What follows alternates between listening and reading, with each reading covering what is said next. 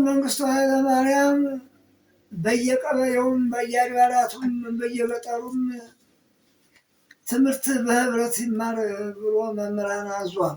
እሺ ሲያውጅም ደግሞ አዋጁ የማይማሩ ሰዎች አይኖሩም ማለት ነው። አይንም የማያዩ አይኖች፣ የማያነቡ አፎች፣ የማይጽፉ እጆች አይኖሩም እያለ በሰሌዳ ወጥቶ ማታ ማታ በቴሌቪዥን እንሰማለን። ትምህርት መመራመር መማር ለሀገር ይጠቅማል። ሁሉም ይማር። ትምህርትን የሚያወስነውም ይማሩ፣ ይመራመሩ፣ ሀገርን ይወቁ ብሎ አዋጅ አስተምሮ መሰረተ ትምህርት ከፍቶ በየገጠሩም በየአድባራቱም በከተማው ሳይሆን በየገጠሩም ሁሉም ተምሮ እስከ 9 እስከ 8 ድረስ እስከ 12 ተምረዋል። በመመራመራቸው በማወቃቸው አሁንም ጎበዝ ሆነዋል። የሀገራቸውን ብልጽግናና የሀገራቸውን ጥፋት አውቀዋል፣ ተመራምረዋል። በዚያ ጊዜ ግን በሀገር ቤት የተማረ የለም ነበረ፣ የሚከታተል የለም ነበር፣ ትምህርትን የለም ነበረ። ያው በቅስናና በይኸው በትምህርት ሚኒስቴር አልፎ አልፎ ተማሪ አስተማሪ መምህራን ይማራሉ። ግን እንደዚህ ትምህርትን ከሽምግልና እስከ 80 ቢሆን ትምህርትና እድሜ አይወስነውም፣ እስከሞተ ድረስ ይማራል ይመራመራል ብሎ መንግስቱ ኃይለማርያም አዟል። በዚያ ጊዜ ኢትዮጵያ ሰው ሁሉም ተምሮ ተመራምሮ አውቋል። በመንግስቱ ነው በደንብ ትምህርት የነበረው ወይስ በኃይለ ሥላሴ ነው ትምህርት የነበረው? ኃይለ ሥላሴ የአስኮላ ትምህርትና የቄስ ትምህርት ብቻ ነው። ህዝቡ ደግሞ እንዲማር አልታዘዘም። መሀይም ሆኖ ይሄ የሚኖረው በብዛት መሀይምነት የጨለማ ጉዞ ነው፣ የማያውቁ ሰዎችን የጨለማ ጉዞ ነው ብሏቸዋል። አሁን የማያነቡ ሀሁ ብሎ ይማሩ ብሎ ሽማግሌውንም ሴቱንም ሁሉንም አስተምሯል። ግን በኃይለ ሥላሴ ምኒልክ ጀምሮ የተማሩ መምህራን ነበሩ። እነዚያ መምህራኖቹ ናቸው የሚጠየቁት። እና ሁለተኛ ደግሞ ያው እንግሊዝኛ ምናምን ቋንቋ ተብሎ የዚያ ነው እንጂ ህብረተሰቡ እንዲማር እንዲመራመር የለም። ህጻናትን ልጅ ወደ ትምህርት ቤት ይገባሉ፣ እንግዲህ ይማራሉ። ግን ህብረተሰቡ ይሄ ትልቁ ገበሬው፣ አርሶ አደሩ፣ ነጋዴው፣ ቀኛዝማች ደጃዝማቹ ይማር ተብሎ አስተምሮታል። መልካም አባ በላይ በጣም ነው የምናመሰግነው። አንድ ደግሞ የሰው ተከታይ ከወደ አሜሪካ ይመስለኛል ጥያቄ ጠይቅልኝ ብሎ ሰዷል እና ጥያቄውን ልንገረዎት። አባባ እርስዎን የመሰለ ትልቅ ተራራ ማግኘት ለእኛ ትልቅ ክብር ነው። ካሳለፉት የህይወት ተሞክሮ ጥቂት ያካፍሉን ፈቃዶ ከሆነ ይላል እና እንዴት ነበረ ድሮ በገጠር የምትኖሩት? እንዴት ነበረ በነገስታቱ ዘመን ኑሮስ ህይወትስ እንዴት ነበር? እስኪ እሱን ትንሽ ነገር አጫውታል። አይ ድሮ በመንግስታቱ የነበረው መንግስት ገዥ የነበረው ደጃዝማች፣ ቀኛዝማች፣ ፊታውራሪ፣ ግራዝማች፣ ቀኛዝማች ተብለው በእነዚያ ቁጥጥር ስር ነው ያለው ሰው። እነዚያ የበላይ ሆነው የመሬት ብልጽግና ይዟቸው በጋላ መሬትም በምን ሆነ ይኖራሉ። ለሀብታሞቹ ለነደጃዝማች ለነቀዝማች ሚስቶቻቸው ወፍጮ ይፈጫሉ። ወፍጮ የለም ነበረ።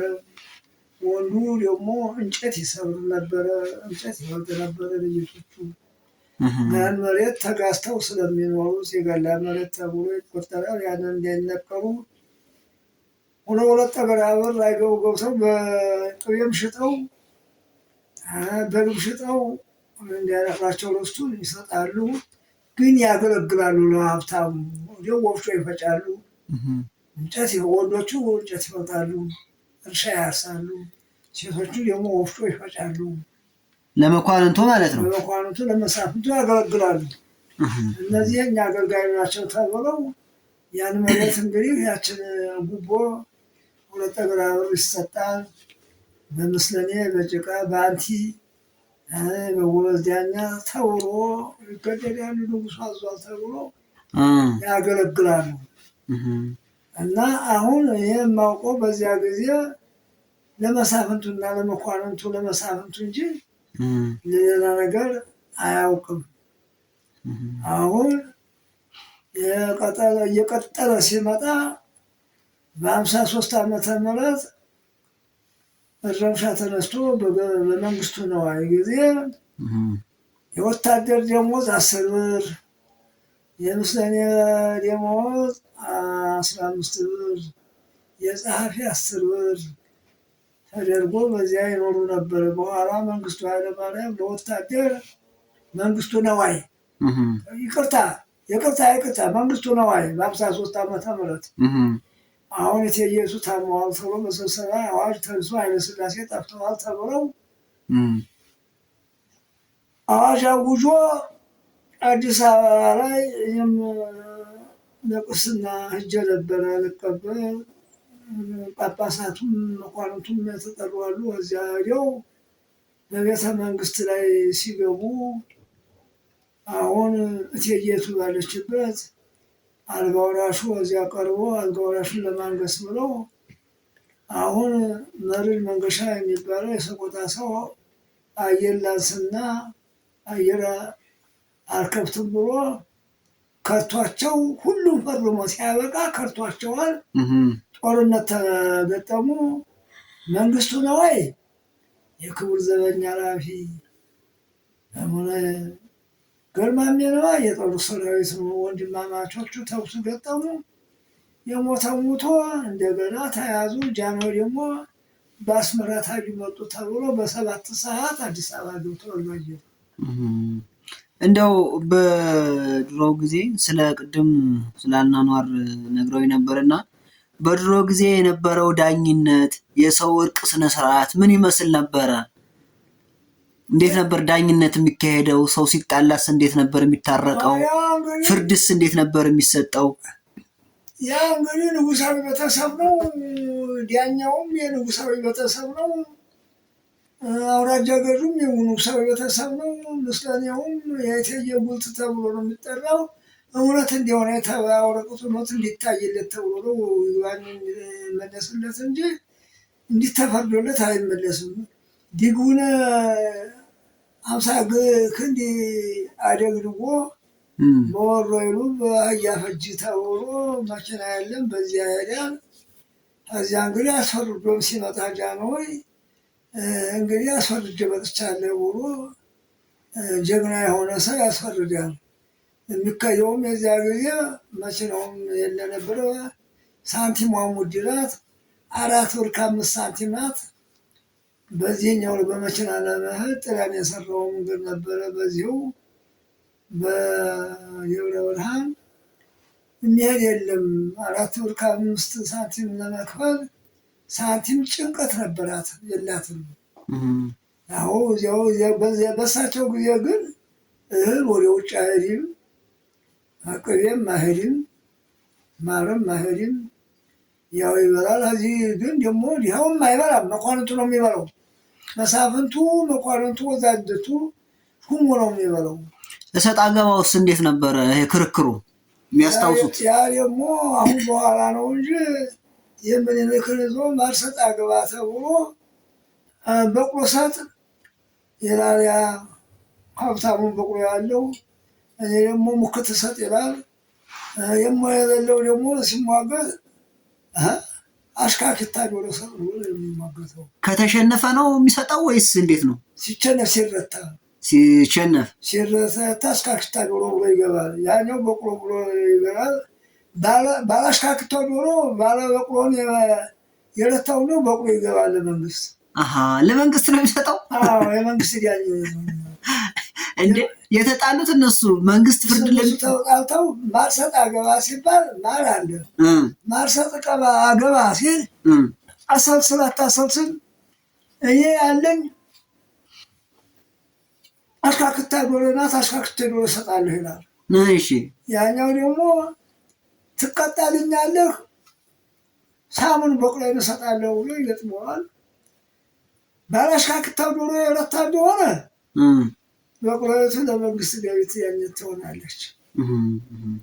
ባለ በቅሎ ሁለታ ደግሞ ያችን ዶሮ ደግሞ የዚያን አታሰም ዶሮይቱ ለመንግስት ገቢ ያንን ትሰጣለች። በለሃ ለበለሃ ነው የሚሉት ወይስ እንዴት ነው ክርክራቸው? በለሃ ለበለሃ ነው የሚሉት ወይስ ክርክራቸው? በለሃ ለበለሃ ሳይሆን ማርሰጥ አገባ ነው። ማርሰጥ አገባ። አዎ ማርሰጥ አገባ።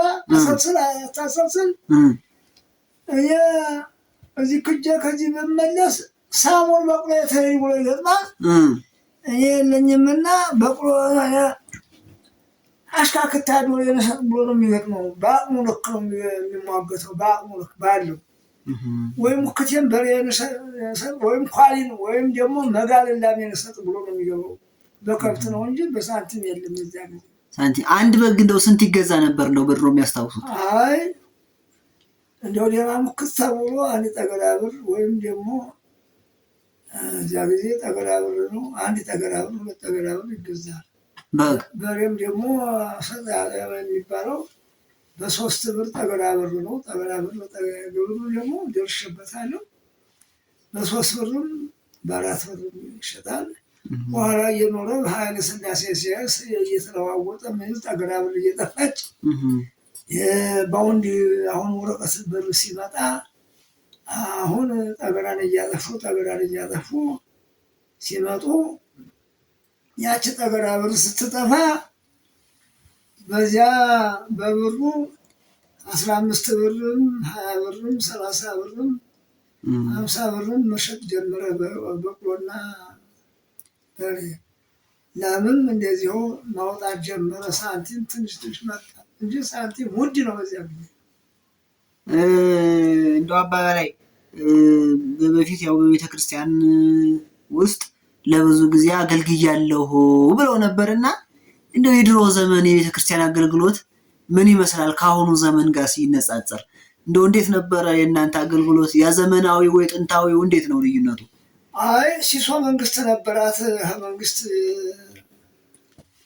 ሲሶ መንግስት አላት። በመሬት ትገለገላለች። ሪም መሬት ይባላል። በሪም መሬት ይገለገላል።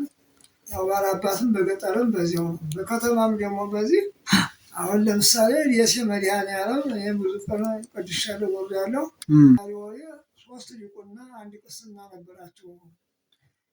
የሚያስቀድሱት ቄሱን በ6 ብር ለዓመት፣ ዲያቆኑን በ3 ብር ነው ለዓመት። አዎ እነሱ ግን ጋላ መሬቱ ክብ ነው። በእነሱ እጅ ነው፣ በሀብታሞች እጅ ነው። ድሃው ምንም የለውም ነበር ማለት ነው። ምንም የለውም። በገጠር ደግሞ በትውልዱ ይገባል። የገሌጅ ነው ብሎ በመሬት አቅኒውን አቅንቶ አቅኒው የኛ አባት ነው ብሎ አባቴን በገጠር የ6 ወር ዲቁናና የ6 ወር ቅስና ይኖራቸዋል። በአቅኒነት ተወላጅ በመሆኑ ገሌት ገሌን ይወልዳሉ ገሌን ይወልዳሉ ብሎ ባለበት ነው እንጂ በከተማ ግን በጋላ መሬት ነው። የሴ መድኃኔዓለም ምን ነበረው? 46 ጋሻ መሬት ነበረው። ብሌን ጊዮርጊስ ደግሞ 46 ነው። ተንታ ሚካኤል ደግሞ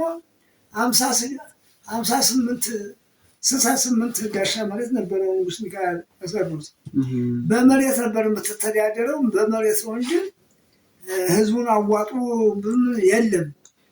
በዚያ ጊዜ ደግሞ መሬቱን የሚይዙት ባላባቶች የኛ ነው ብሎ መሬቱን የሚያስቀድሱት ጥሩ ዲያቆን፣ ጥሩ ቄስ፣ ጥሩ ደብተራ ቀጥለው የሚያስቀድሱት መሳፍንቱና መኳንንቱ። እንደው ከአሁኑና ከድሮ የተሻለ አገልግሎት የሚሰጥበት ቤተክርስቲያን እንደው የትኛው ነው ብለው ያስባሉ? ሰው የሳስበው እንዲያሰብኩት እርግጥ መሬቷን ተቀምታ ነበረ። ህዝቡ ለውጥ ሲደረግ በ66 አሁን ያ ደሞዜ 5 ብር 2 ብር ቆርጣለሁ ወዲያው 3 ብር እሰጣለሁ ተብሎ በሰበካ ጉባኤው 50 ሳንቲም የሚከፍላለ ሰሙን የሚከፍላለ እንደ ድህነቱ በዚያች እየተዋጣ በ30 ብር በ40 ብር በ25 ብር አገልግሉ ተብሎ ያገለግላሉ። በኋላ ግን እየተስፋፋ ሲሄድ የቄስና የዲያቆኖቹ ወደ 50 ብር ወደ 60 ብር ገባ።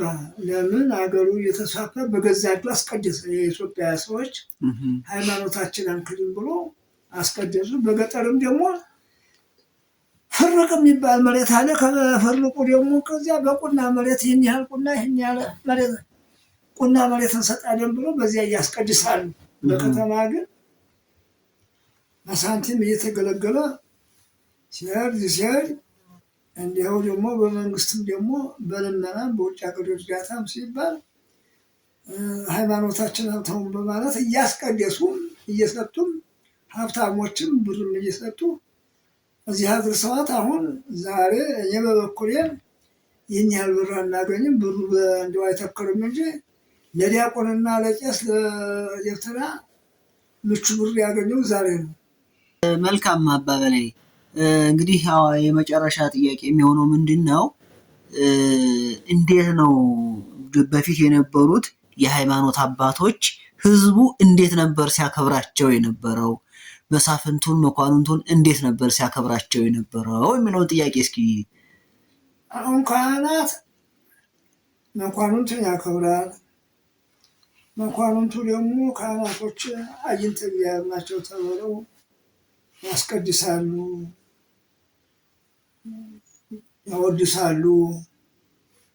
የተጓደለውን ደግሞ ያጎሉብናል ሲል ካህን ዕጣኑን፣ ዘይውን፣ ጧፉን፣ ሻማውን በከተማ ያመጣሉ። በገጠር ደግሞ ብዙዎች ቤተክርስቲያን ደግሞ እየተጓደለባቸውም ያለ አሁንም አሉ። በገጠር ብዙዎች እንደተዘጉ ወደ ከተማ እየበረረ ብዙዎች ቤተክርስቲያን ደግሞ የተጉላሉ አሉ። ስጠይቅ አሁን እንኳን እድሜ ከባድ ሆኖ እንዲሆን ነገር የሳ ስላቸው ወደ ከተማ እየገባ ቄሱም ዲያቆኑም ደብተራው ቀዝቅዟል የሚል አለ እና ያ ደግሞ የቀዘቀዘው እዚያ ደግሞ አገሩን ስሜት የለውም። ከማጣትም ቢሆን ያኑ ታቦቱን ይዞ ያገለግላል። የከተማው ብልጽግና የለውም። በገጠሩ ከይካል ተላከለት። እንደው የዛሬ 70 እና 80 ዓመት በድሮ ጊዜ ትዳር እንዴት ነበር የሚመሰረተው? አሁን በዘመናዊው ወደድኩሽ ወደድከኝ ብሎ ይመሰረታል። እንደው የድሮ ትዳር አመሰራረት ምን ይመስላል? እስቲ እሱን አጫውቱን። ወደድኩሽ ሳይባል ወደድሽኝ ወደድኩሽ ሳይባል ይታይ የሚባለው በመልኳ መልክ በቁመኑ ቁመን ያፈቅራታለሁ ብሎ ይችን ልጅ ትታጭልኝ ያለው አሁን ነው። ድሮ ግን አባቶች ሚስት ሲያጩ የባላባት ልጅ ያለ ብለው ያጫሉ። ልጅም ጀምሮ ዝም ብሎ ይሰባል። ቀይም ትሆን ጥቁርም ትሆን ጠይም ትሆን አያውቅም። ዝም ብሎ ያገባል። አባትና እናቱ ያጨለትን ያጨለትን። እንዴት ነው እናትና አባት የሚያጩት? ማለት ባላባትና ባላባት ልጅና ልጅን ስጠኝ ተብሏል። አባት ግን ስም ቁጠር ይላል። አዎ ያው ትንሽ ቅሬታ አለ። የባሪያ ልጅ የጠሪው ልጅ የምናምን ርስት የበላት ምናምን ያንን ርስት ይቆጥራሉ። ርስት ከላይ ሀጤ ዘርዓ ያዕቆብ ጀምሮ ይቆጥራሉ። ይሄ ጋብቻችን ነው ብሎ ባልና ሚስት ሰጥቻለሁ ልጄን ለልጅ ብሎ እሱም ተቀብያለሁ ብሎ እጅ ነስቶ ይሄዳል። ይጋባሉ። በዚያን ጊዜ ያው አንድ ሴት ለአንድ ወንድ ነው ይጋባሉ። በዲቁና ቢሆን በዚያ በተክሊል ቆርቦ ያነሳታል። የባላባትን ልጅ ባላባት፣ የባሪያ ልጅ ባሪያ ነው ማለት፣ የአገልጋይ ልጅ አገልጋይ ነው የሚያገባው። ባላባቱ ልጅ ያን የብረት ቀጥቃጩንና የሽመና ሰሪውንና የሸራ ሰሪውን ልጅ አያገባም። ነውር ነው እንደሆነ ፈልሰ የመጡ ናቸው እና እንትን ናቸው። እዚህ አባትና እናቱ የመረጠለትን ብቻ ያገባል። አዎ በዚህ ነው። ልጁም አይቃወምም። አይቃወምም፣ ያገባል። የአባቱ ፈቃድ ይፈጽማል። የትኛችም ይፈጽማለች። ነገር ግን በኋላ ይፍታትን የላይ ምረጥም በኋላ እንጂ መጀመሪያ በምን አባታቸውን ልጅ አያፈርስም። ነገር ግን አሁን በኋላ እንዲያው ከ55 ዓመተ ምህረት ወዲህ ጀምሮ ዲያቆንም ቢሆን ቄስም ቢሆን አይቶ ትሆነኛለህ አትሆነኝም እየተባለ ትምህርት ተጀምሮ በዚያ ጊዜ ትሆነኛለህ ብሎም የሚያገቡ አሉ። ያለነስ አባቴ የዋህ ብኮንም ምንም ብኮን አባቴ የፈጸመውን ፍጹም እፈጽማለሁ ብሎ የሚያገባም አለ። አሁን ግን ዛሬ እሷና እሱ ተጫይተው እንጂ አባትና እናትን አያገቡም። የገሌ ትውልድ የሚባል የለም። እንዲህ ያለ ባላባት ነው እንዲህ ያለ ባላባት ናት የሚል የለም። እነሱስ አሁን እናትና አባት ለልጁ ትዳር ሲመርጡ መስፈርታቸው እንደው ቁንጅና ነው የሚያዩት? አገልጋይ መሆኗን ጎበዝ መሆኗን ነው የሚያዩት ወይስ ምንድን ነው መስፈርታቸው? አይ ፈታይ ናት፣ ጠንካራ ናት፣ ባላባት ናት፣ ርስት አላት። ርስት ማለት መሬት ነው እንጂ የመልኳ ምናምኑ አይደለም። ርስት አላት፣ የባላባት ልጅ ናት። ይህን መሬት ይሰጠዋል፣ በሬ ላም ይሸልመዋል። ርስትም አላት። የዲሃ ልጅ እኮንም ያግባት ተብሎ ያገባታል። ርስት አላት። እንዲህ እሱ ደግሞ የሀብታም ልጅ ተሆነ ተሟግቶ ርስቷን ከወንድሞቿ ከአባትና እናቷ ወገኖች እናቴ አትወለድ ያለ ብሎ ያንን መሬት ተቀብሎ በዚያ ይተዳደራሉ። እሺ መምህር አባባይ እንደው ሰው ከኖሩበት እንደው ከኃይለ ሥላሴ ከመንግስቱ ከደርግ እንደው ለሰው ልጅ ክብር ያለው ለሀገር ፍቅር ያለው መልካም የሰራ ሰው እንደው ደስ የሚሰኙበት መንግስት የማን መንግስት ነው? እንደው ለሰው በሰው አይን ሲታይ ነው መልካም ስራ የሰራው ማን ነው ብለው ያስባሉ? አባቴ ባለ 3 ጋላ መሬት ነበረ። እሺ 3 ጋላ መሬት ቢሄድብኝ ቅር አላለኝም። 10 ልጅ ነን። ይሄ ያምራል ነው ያልኩት። ባለመሬቱ እዚያ ጊዜ ባለመሬቱ አሰፋሪ ያለው ጭቃ አለው። አባግዝራ የሚባል አለ። ያሰፍራል። እሸትም አያስቆርጥ። የጋላ መሬት ከሆነ ተቆርጣለች ታባክ ነገ ትነቀላለህ ይላል። አሁን የጋላ መሬት ሳርስ አባቴ ወይም ላርስ ብፈልግ ያን የራሴን መሬት ተጋዝቼ ቢሆን ያንኑ ጉቦ ሰጥቼ እንጂ ሱሪ መታጠቂያ ሰጥቼ አባግዝራውን ጠርቼ እህሉን አሰፍሬ እዚህ ሆኜ ተቀምጦ ጭኜ ደሴ እገባለሁ ማለት ነው። ምሳሌ ለባለሀብት ነው። ለዚህ ለባለሀብቱ የጋላ መሬት የሚባለው ከሱ የተገኘ ስለሆነ ነው። የጋላ መሬት ስለሆነ በመንግስት ተቀብሎታል ጋላ መሬቱና ያንን እንግዲህ እኩል ያርሳል።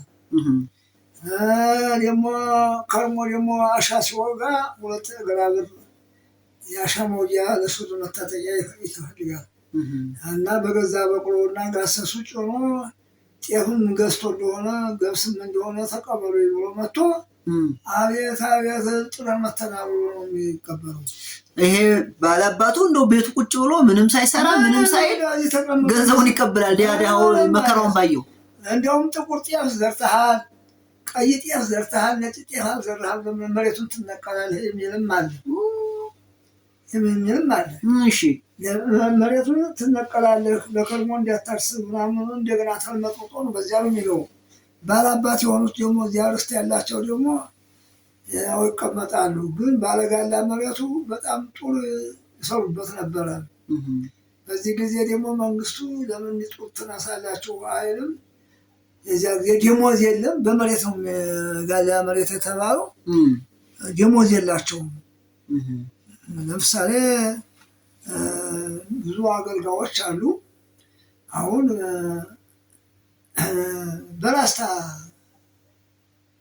በላስታ ውስጥ ራስ መስፍን ስለሽ የሚባሉ በድሮ ጊዜ ኃይለ ሥላሴ አብሮ ጋር የተዋጉ ናቸው። 380 ጋሻ መሬት አላቸው። 300 ጋሻ መሬት ሲኖራቸው ሰላሌም በሞላ የላስታ ሰው ናቸው። ጥሩ ባባዬ፣ ብርቱካን፣ እንደው የማያበቅል የለም። አታክልት ሙዙ ሁሉ ያለው ነው። እዚያ ይሄዳል። እኔ ደግሞ ጓደኛዬ ጋር በጓሮ ጓሮ ለጓሮ ጓሮ ለጓሮ ጓሮ ለጓሮ ብዬ ትንሽ ደግሞ ያፈራሁኝ እንደሆነ የንጉሱ ያገለገሉ ራስ መስፈስ ሳይሰጥ በእርግጫ እየመታ ይሄ አሁን በቀሎ ምናምን እንደሚሸጡት በየመንገዱ የንጉሱ ሳይሸጥ ለአንቺ አትሸጥም እያለ በእርግጫ የሚመታበት ጊዜ ነበር። አሺ ድሃው እንዳይሸጥ ድሃው እንዳይሸጥ ገምቶበት ይቀራል። ብርቱካኑ ምናምን የሌለበት ጓሮ ለጓሮ ለማን የንጉሱ የራስ መስፈን ስለሺ 380 ጋሻ ያለው ያንን አይቶ ነው እንግዲህ መንግስቱ ነዋይ የኢትዮጵያ ሰው መዋቋል ብሎ በ53 ዓመተ ምህረት ርምሻ አድርጎ ኢትዮጵያን ለመቀየር የፈሰሰው ሳይሆንለት ሳይሰቃ ቀረ። በኋላ ደግሞ እሱ አስቦ በ53 የነበረውን በ66 መንግስቱ ኃይለማርያም መጥቶ የእሱን ህግ አድርጎ የወታደርም ደሞዝ 40 ብር አድርጎ እስከ 80 ድረስ እስከ 100 ድረስ ይሄዳል ብሎ አውጆ አሁን ሱሪ እንዲለብስ ወታደሩ ጫማ እንዲሰጠው ካቦርት እንዲሰጠው ያደረገው መንግስቱ ነዋይ ነው። መንግስቱ ነዋይ። ከዚያ ቀጥሎ 53 ጀምሮ በ66 የመጣው ደግሞ መንግስቱ ኃይለማርያም ነው። መንግስቱ ኃይለማርያም ደግሞ ደሞዙንም ጨምሮ ለመሬት ላራሹ የከተማ ቤት ለተከራይተው መሬት በገጠር ደግሞ ያለው የባላባት የምናምን የለም። ሲሞትም 3 ክንድ ነው እንትን በገመድ ተለክታ እንዲሰጠው ትክክል እንዲከፈል ያደረገው መንግስቱ ኃይለማርያም ነው። መሪ ነው ገጠር መሪ ነው ዘመቻ ድንቁና እናጠፋ ከኢትዮጵያ ምድር አዘምቶ በገመድ ያስለክቶ ብዙ ሰው አልቆ ብዙ ሰው መሬታችን እንትን አለ። ጫካውን አቅርቶ የሰጠ አደላድሎ በኢትዮጵያ ውስጥ እንደ መንግስቱ ኃይለማርያም ሁሉንም ጓድ መንግስቱ ኃይለማርያም ብሎ ሁሉንም ጓድ እያለ ነው ያደረገው። መንግስቱ ኃይለማርያም ለሀገሪቱን ነፃ ያወጣ መንግስቱ ኃይለማርያም።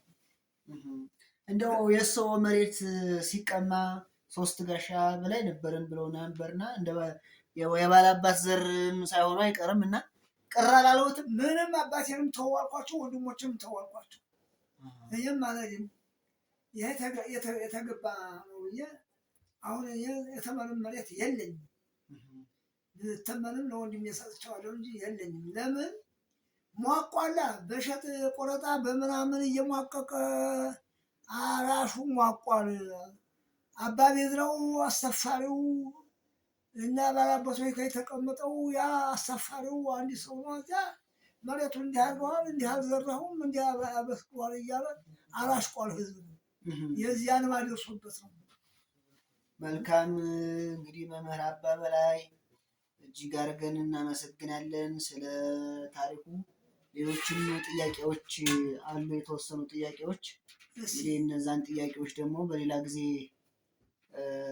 ጠይቀዎታለሁ። ለዛሬው ግን እግዚአብሔር እድሜና ጤና ይስጠዎት። አመሰግናለሁ በጣም። እንደው በመጨረሻ የሚመክሩት ነገር የሚያስተምሩት ነገር ካለ እንደው አስተያየት የሚሰጡት ነገር ካለ ይስጡ። እድሉን ስጠዎት። የምሰጠው በከተማ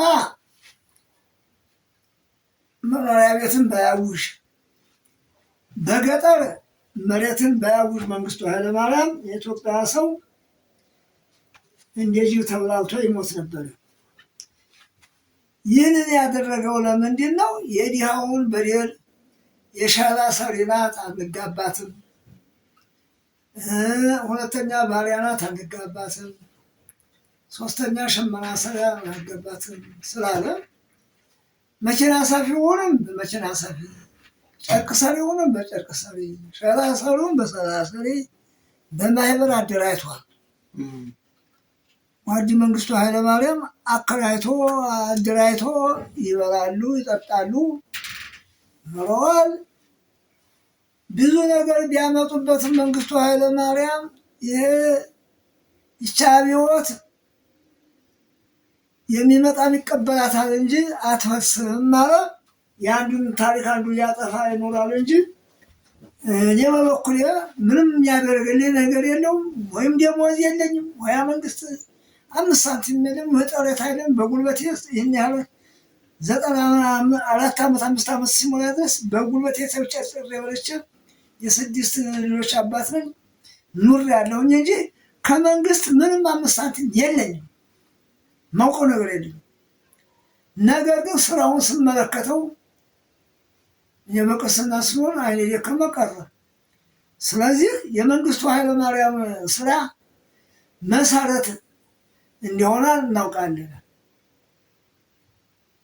መልካም እንግዲህ አበበ ላይ እግዚአብሔር ይስጥልኝ፣ እግዚአብሔር ያክብርልኝ፣ እግዚአብሔር ያቆይልኝ፣ እድሜና ጤና ይስጥልኝ።